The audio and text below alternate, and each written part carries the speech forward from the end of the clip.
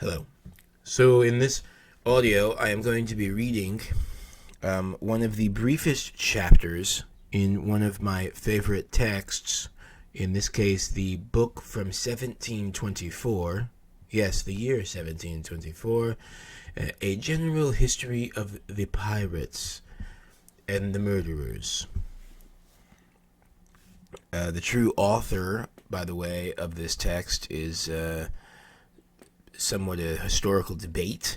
It's thought to be, well, the pen name that was used was Captain Charles Johnson, but some have said that they think it was Daniel Defoe. So here we begin. This chapter, every chapter, by the way, in the book is a different life of a different famous, or not so famous, pirate captain, including even a few women, like Anne Bonny and Mary Read. Any pirate scholar has studied this book.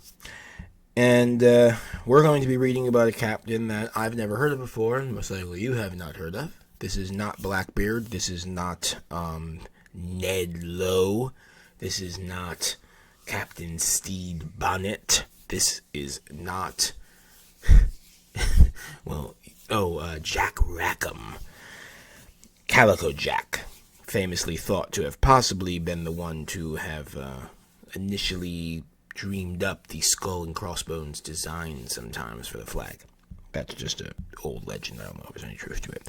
But, like I say, this is none of them. This is Captain Worley. So let us begin. Do keep in mind, dear listener, that at times the words in this book can be a little strange. I mean, it was written in the year 1724. So here we go. The life of Captain Worley. His reign was but short, but his beginning somewhat particular.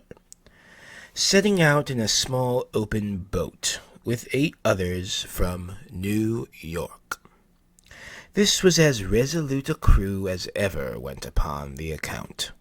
They took with them a few biscuits and a dried tongue or two, a little keg of water, 6 old muskets, and ammunition accordingly. Thus provided, they left New York the latter end of September 1718. But it cannot be supposed that such a man of war as this could undertake any considerable voyage or attempt any extraordinary enterprise. So they stood down the coast till they came to Delaware River, which is about 150 miles distant, and not meeting with anything in their way, they turned up the same river as high as Newcastle, near which place they fell upon a shallop belonging to George Grant, who was bringing household goods, plates, etc., from Opokanimi to Philadelphia. They made prize of the most valuable part of them, and then let the shallop go. This fact could not come under the article of piracy, it not being committed super altum mare, upon the high sea. Therefore was a simple robbery only. But they did not stand for a point of law in the case, but easing the shallop man of his lading, the bold adventurers went down the river again. The shallop came straight to Philadelphia, and brought the ill news thither, which so alarmed the government, as if war had been declared against them. Expresses were sent to New York, and to other places, and several vessels fitted out against this powerful rover, but to no manner of purpose. For after several days' cruise, they all returned, without so much as hearing what became of the robbers. Worley and his crew, in going down the river, met with a sloop of Philadelphia belonging to a mulatto, whom they called Black Robin. They quitted their boat for this sloop, taking one of the Black Robin's men along with them, as they had also done from George Grant, besides 2 Negroes, which increased the company 1/3. A day or 2 after, they took another sloop belonging to Hall homeward bound, which was somewhat fitter for their purpose. They found aboard her provisions and necessaries which they stood in need of, and enabled them to prosecute their design in a manner more suitable to their wishes.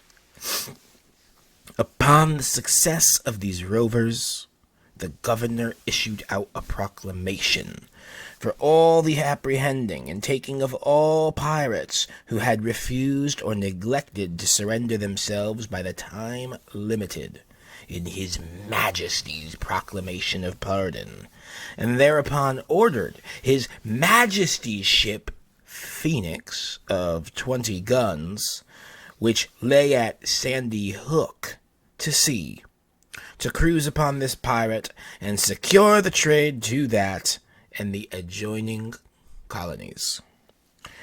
In all probability, the taking of this sloop saved their bacons, for this time, though they fell into the trap presently afterwards, for they finding themselves in tolerable good condition, having a vessel newly cleaned, with provisions and so forth, they stood off to sea, and so missed the Phoenix, who expected them to be still upon the coast.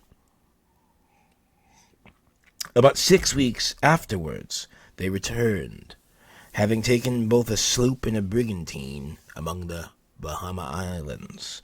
The former they sunk, the other they let go. The sloop belonged to New York, and they thought the sinking of her was good policy to prevent her returning to tell tales at home. Worley had by this time increased his company to about 25 men. He had 6 guns mounted, and small arms, as many as were necessary for them. He seemed to be in a good thriving sort of way. He made a black ensign, with a white death's head in the middle of it, and other colors suitable to it. The pirates all signed articles, and bound themselves under a solemn oath to take no quarters, but to stand by one another to the last man, which was rashly fulfilled a little afterwards.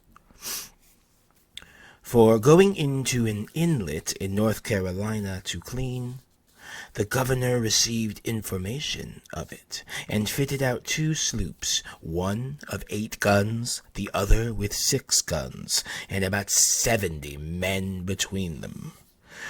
Worley had cleaned his sloop, and sailed before the Carolina sloops reached the place, and he steered to the northward. But the sloops just mentioned, pursuing the same course, came in sight of Worley as he was cruising off the Capes of Virginia, and being in the offing, he stood in as soon as he saw the sloops, intending thereby to have cut them off from James River, for he verily believed they had been bound thither, not imagining in the least that they were in fact in pursuit of him.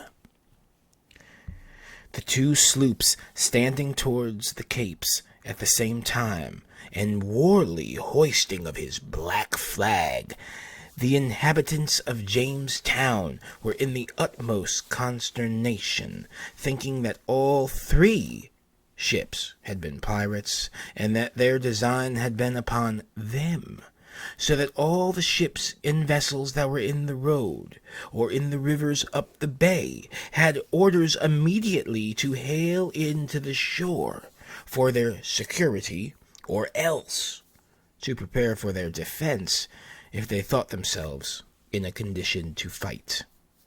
Soon after, 2 boats, which were sent out to get intelligence, came crowding in, and they brought an account that one of the pirates was in the bay, being a small sloop, of 6 guns.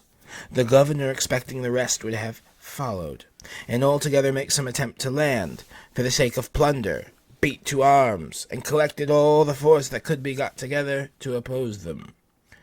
He ordered all the guns out of the ships to make a platform, and in short put the whole colony in a warlike posture, but was very much surprised at last to see all the supposed pirates fighting with one another. And the truth of the matter is this: Worley gained the bay, thinking to make sure of his 2 prizes by keeping them from coming in. But by the hoisting of the king's colours and firing a gun, he quickly was sensible of his mistake, and too soon perceived that the tables were turned upon him. Instead of keeping them out, he found himself by a superior force kept in. When the pirates saw how things went, they resolutely prepared themselves for a desperate defense.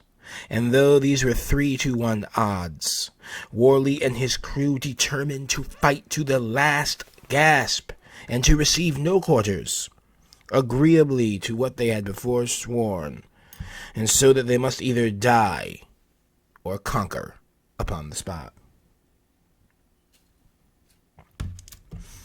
The Carolina men gave the pirate a broadside, and then boarded him, one getting upon his quarter, the other on his bow. Worley and the crew drew up upon the deck, and fought very obstinately, hand to hand, so that in a matter of a few minutes an abundance of men lay weltering in their gore. The pirates proved as good as their words. Not a man amongst them cried out for quarter, nor would accept of such when offered, but were all killed except the captain and 1 other man, and those men very much wounded, and they were saved, of course, for the gallows. They were brought ashore in irons, and the next day, the 17th of February, 1718, they were both hanged for fear they should die, and evade the punishment as was thought due to their crimes.